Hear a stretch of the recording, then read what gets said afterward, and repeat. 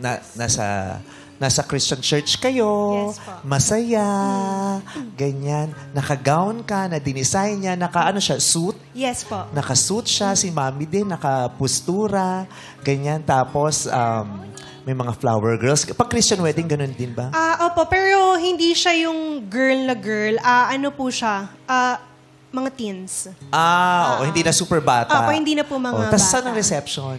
Doon na po mismo, kung saan po kami kinasal, doon na rin po yung reception. How was the wedding? Was it very solemn? Fun ba siya? Yung chill lang? O talagang... Ano siya, super...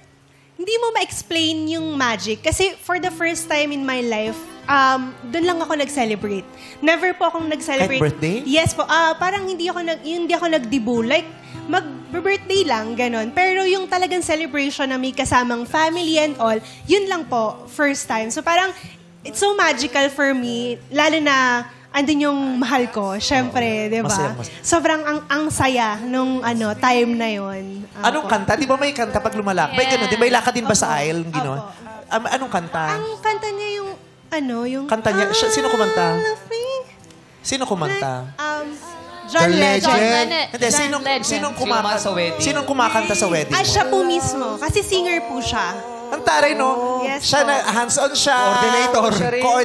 Ang taray ko. Talagang Siya na yung rin asawa, kumanta. yung si Patrick nung panahon na yan, Gina G sa kasal ninyo. Yes po. Siya din ang kumakanta ng All of Me. Yes po, siya po. Anong pakiramdam mo noon? Naglalakad ka kumakanta yung asawa mo ng All of Me. Naharana.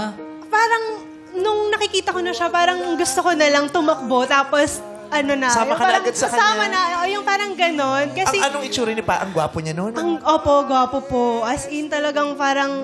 Talaga nakita ko na, ito na yung makakasama ko talaga habang buhay. Na Okay. kami na talaga. So, yun. nabasbasan na kayo, kinasal na kayo. Saan ang Opo. reception? Doon din? Anong handa? Yes po. Ano nga yung handa? Yung usually lang po na pesto. Tas beef na pagkain. Yan Masaya? po. Yes And then? po. Hindi ako masyadong nakakain sa sobrang tense. Okay. Hindi po ako masyadong nakakain ng time na yan. So, Ayun yung reception na pinapakita yeah. natin. Okay, hindi ka makakain. Ba't di ka makakain? Kasi parang yung parang ito na yun, totoo na to, yung parang kasal na kami, yung parang hindi ko siya ma-digest na sa excited. Ito yung pinapakita natin. Ito yung same day edit ninyo. Yes po, yan po mismo. Okay, so yung same day edit, syempre pinalabas din yan yung same day, di ba? Yes so, po. ikwento mo sa amin kung anong nagaganap niyan. Actually, nung pinapanood na po yung same day edit namin, medyo nagkaroon po ng problema. Bakit? Like, si Patrick kasi, syempre katabi ko po siya nung time na yon, nakikita ko po na na siya, nahihilo. Like, parang mahihimatay. Siguro dahil sa... Mainit? Mainit, ang dami nang nangyari, ganyan-ganyan. So, yung isa naming friend na host din, inas po namin siya na alalayan na lang papunta sa CR? hotel. Pinabalik. At sa pinabalik room, mo. kasi malapit lang po yung room doon. Para During at least, the reception, umalis siya. same day edit na. Yung pinapanood na po namin yung Pero same nasa day reception edit. pa din kayo niyan. Yes po. Tapos, nung paglabas niya, hinamatay po siya nung time na yon. So, syempre... Paglabas niya pa lang ng reception, hinimatay siya. Yes po. Hindi ko po alam na hinimatay siya kasi nagti-thank you po ako sa mga guests eh. Dahil ako na nga lang yun nandun. So, nagti-thank you po ako sa kanila and all. Tapos lumapit na lang sa akin yung friend ko na Jerry, si Patrick, nahimatay na nga sa labas. And then, anong nangyari? So, after po nun, syempre nag-thank you ako and then lumabas po ako agad, tumakbo ako kasi syempre... Di ba, as a partner, nakakasal lang, hinimatay yung jowa mo. Oo, nakakakaba po. And then, nung time na yon na tumatakbo ka sa kanya, bigla siyang tumayo. So, Isha prank. parang okay lang ako, yung parang gano'n, okay lang ako, ganyan-ganyan. Pero ang dami nagsasabi sa akin, hindi siya okay, ganyan-ganyan. So parang nagpatawag ng nurse, tas yung ambulansya and all. Tapos dumating yung nurse, may relasyon sila ng nurse. Bakit na relasyon? And then naghahinap ako ng plot twist, eh. Baka may plot twist, eh. Ayun po. After po nun, syempre, para mapanatag yung loob, dinala po namin siya sa hospital. Kasi yung nilagay ng nurse, bumababa yung oxygen niya. Nasa 30. Baba nun. Opo, 30. So, kailangan po namin siyang dalhin sa hospital. And sa hospital, sabi ng doktor nga niya na nalunod yung mga organs niya sa tubig. Yung parang napuno yung organs niya ng tubig. So, nung time po na yon, so parang sabi ko, parang parang, alam mo yun, nababahala na ako. Anong nangyayari? Anong nangyayari? Tapos, kinabukasan noon, lumapit yung doctor, sabi, okay na. So, the following day pa? Yes po. The following day, like, mga October 7 po ng mga hapon, sabi, okay na siya. Na natanggal na yung tubig, ganyan. Tapos, mga 3 o'clock po, yun po, na ano po siya, namatay po siya. Ni-revive po siya. Ilang beses po siyang ni-revive, 3 beses. Tapos, lahat sila nagtatanong na sa akin anong gagawin kasi nga asawa ko. Yung parang ikaw na yung magdedesisyon sa kanya. So, parang ano po ako na parang bakit ako yung magdedesisyon? Parang ilang oras pa lang, halos 22 hours pa lang kaming kasal, bakit ako yung magdedesisyon? And hindi ko na alam yung nangyari, nakahiga na lang ako sa kanya, ganun pinakikinggan ko yung heartbeat niya. Tapos yun, wala na talaga. Yun po. So, like after the wedding, yung parang sobrang saya na nangyari. And then biglang, patay na. So parang unreal po. Parang hindi maintindihan kung bakit.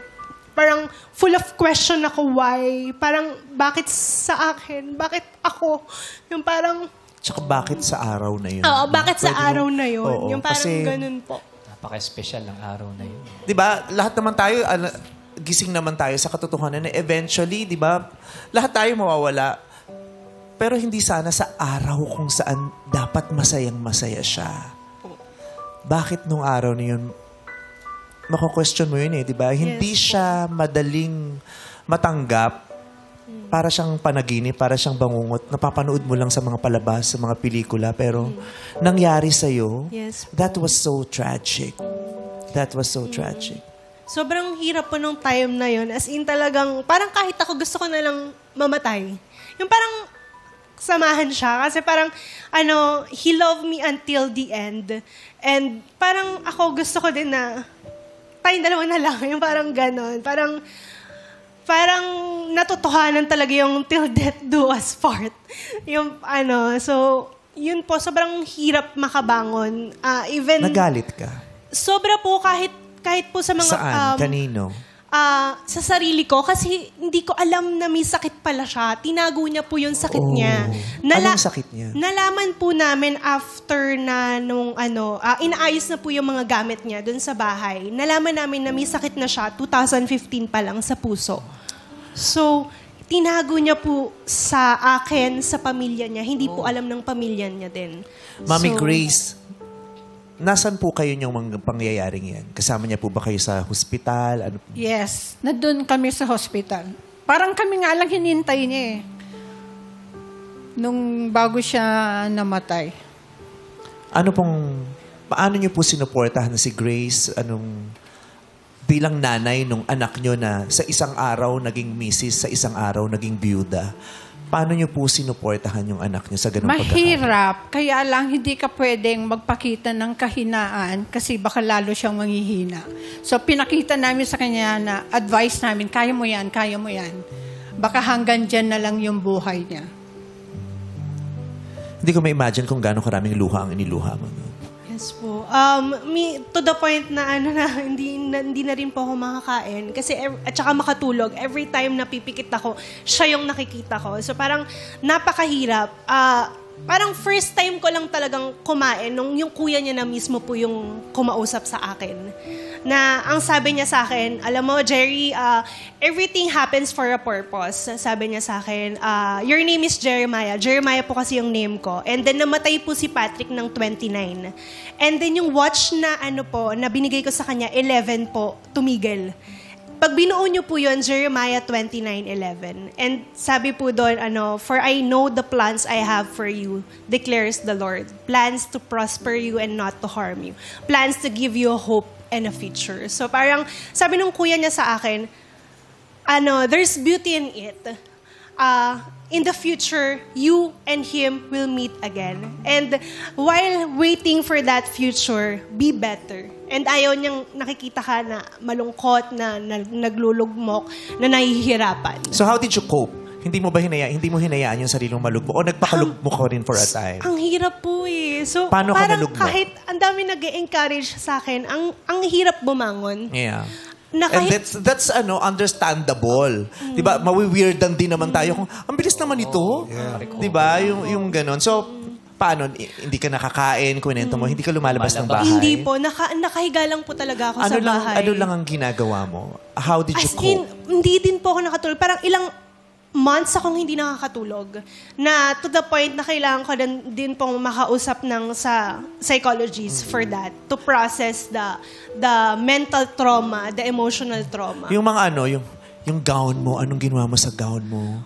Lahat po yung mga nakakalat. memorabilia nung kasal mo, yung same day edit, yung video, anong ginawa mo doon? Hindi ko po ginagalaw. Lahat po yun nakatambak lang sa bahay. Kahit po yung mga regalo, nandun lang po lahat. Hindi ko ginagalaw. Kasi parang, ang hirap. Sobrang hirap talaga po. So hindi mo nabuksan yung mga regalo? Hindi Up until po. now?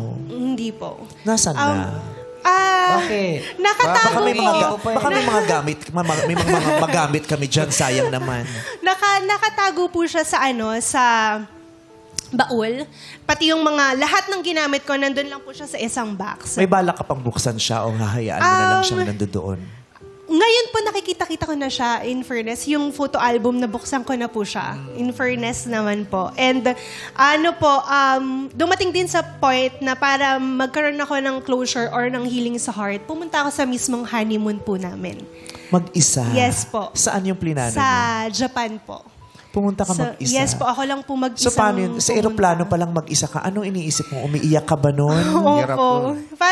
Parang good siya sa akin kasi walang nakakita. Kasi kapag andyan yung family mo, parang kailangan mo ding Pigil. Oo, tas punta ka sa kwarto mo, iyak ka, ganyan-ganyan. So, nung pumunta po ako ng Japan, parang nakahinga ako na ako lang to na walang nakakakilala sa akin. I can cry as much as I want. Kahit nasa nasa train sa Japan or nasa airplane, umiiyak po ako. Tas kausap ko lang po yung sarili ko. Like parang inaano ko na nandyan siya. Anong sinasabi mo Parang- sa kanya? Sabi ko, this is our dream country. Nandito na ako, na natin, yung gustong-gusto natin yung puntahan. Pinuntahan ko po lahat talaga, like yung sa Harry Potter. Pinuntahan ko yung mga pinrames namin na pupuntahan. And yung mga time na yun talagang, imbes na ma-enjoy ko na sumakay sa mga rides and all, parang napapaupo na lang ako sa isang tabi, tas iiyak. Ganon po. Nakapagparamdam sa sayo o napanaginipan mo ba siya? Napanaginipan ko Actually, siya. ngayon nararamdaman ko din. Talaga? Nandiyan ba siya? Kaya pala tahimik si Mami Grace. Napanaginipan ko po siya once. Iniyakap niyo po ako ng mahigpit. Yun, sobrang higpit lang po. No words. Just hug lang po. Do you still talk to him? Ako po, What was the last thing you told him? sabi ko sa kanya, I think I'm ready. Kasi napanaginipan ko siya before nun po. Ang sabi niya, this time, I let you go. Sabi niya sa akin. So parang, nung March lang po nun. Sinabi niya, this Opo. time I let you go. Parang yun lang yung word na for the first time, may words sa dream na natandaan ko po. And then, sabi ko, pumunta ako sa kanya nun, sabi ko, okay, parang you're letting me to have the life that I want. Kailan siya nawala? October 7 po. Anong year? 2018. So it's been 6 years. 6 Oo, 6 years. And hopefully, okay ka na talaga, Yes di ba? po, opo. Healed ka na, di ba? Sabi nga nila, hindi naman daw siya hindi siya naman natatanggap, nakakasanayan na lang. Di ba? Paano mo matatanggap na lumisan yung taong pinakamamahal mo? Hindi mo siya matatanggap, pero nakakasanayan mo na lang yung damdamin hanggang sa hindi ka na nasasaktan. Yeah. Dahil nasanay ka na sa damdamin na yun. Yung ganun. Lalo na biglaan yung kanya eh. Oo, at saka nangyari siya sa isang Special. araw, sa isang panahon na sana hindi siya doon naganap. Yeah. Di ba? Ano At pong... Yes. I was just gonna say, ang galing din ni Jerry na parang hindi siya you never questioned the Lord or got mad. I have to commend you for that because that must have been so hard. Ang hirap-hirap pagdaanan nun. But you held on to your faith. Yung nawala nga lang yung asawa mo, ang hirap na nun eh. Di ba? Yung pa kayang nawala siya dun sa araw na kinasal kayo. Di ba minsan kasi nangyayari yun. Nagagalit, di ba? Lumalayo ka lalo sa Diyos kasi bakit nangyari sa atin? Oo, yung masasabi mo, Lord, masyado ka namang bilib na bilib sa akin. Ba't ang hirap naman nung binigay mo sa aking assignment? Yeah. Diba? Ba't ang hirap naman nung test ko? Minsan parang gusto mong sabihin, Lord, may mas magaling doon mo na lang ibigay. Yung ganun. Pero hindi din eh. Kasi ipagpapasalamat mo yung paniniwala sa'yo ni Lord na ikaw talaga, naniniwala ka, kaya ko to Sige nga, give ko sa'yo. Yung ganun. Pero, kamusta ka ngayon, Jerry? After nung pagsubok sa'yo ni Lord na yun? Ngayon po, masasabi kong okay na talaga. Yung process po nung tawag dito, healing ko po. Talagang ako, 2 years ako hindi nag-work. Ang ginawa ko lang po talaga mag-solo travel. Like, umakit ako ng bundok, pumunta ako ng beaches. Pati mo sinasama yung nanay mo pag umaakit. Kasi nakaupo lang daw dahil si Mami. Oo. Hindi mo mapapagod. Bakit? Ngayon po kasama Sumama ka ko- ba ever sa mga rampa niya, Mami? Actually, pag nagta-travel sa ibang bansa, yan, siya ang Kasama ko kasama po ko. siya. Oo. Kasi wala na rin po akong father. So, kaming dalawa na po ang tandem. Ano yung best word or best advice na binigay mo sa kanya ng mga panahong sakit na sakit ang puso ng anak mo? Wala. Pag Ang galing, mamahal wala. lang. Teka lang, magpapaliwanag siya eh. Wala. Ay, Umasa papaliwanag ako pala eh. Umasa ako. At iyong akala'y wala ka palang advice. Ano po yung... Pinapakita lang namin sa kanya yung concern namin, yung pagmamahal namin ng pamilya niya. Actually, minsan hindi naman kailangan talaga ng advice eh. Yung nandoon ka lang sa feeling niya, sapat at higit pa. Enough. Diba? Kasi minsan, magbibigay ka ng advice pero hindi ka naman available. Hindi niya naman nararamdaman ng presensya mo. Correct. Iba rin yung presensya eh. No? Iba talaga yung nandito siya sila physical. Napakaswerte mo din dahil may pamilya kang ganyan na naging sandigan mo the whole journey ng iyong pag-ibig, sakit at pagbangon.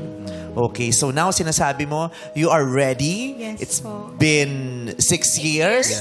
And He has set you free already. Yes.